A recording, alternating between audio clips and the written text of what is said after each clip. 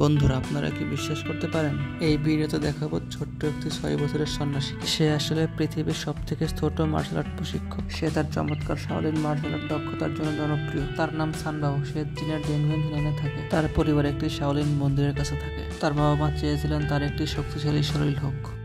তার বয়স তখন 2 বছরের একটু বেশি। সে তার সিনিয়র ভাইদের অনুসরণ করছিল এবং প্রশিক্ষণ নিচ্ছিল। সানবাও তার অসাধারণ মার্শাল আর্ট প্রতিভা দেখিয়েছিলেন 6 বছর বয়সে। গাছের চারপাশে মোড়ানো কোমর, কঠিন মার্শাল আর্ট দক্ষতা তার সহ্য ক্ষমতা থেকেও আশ্চর্যজনক।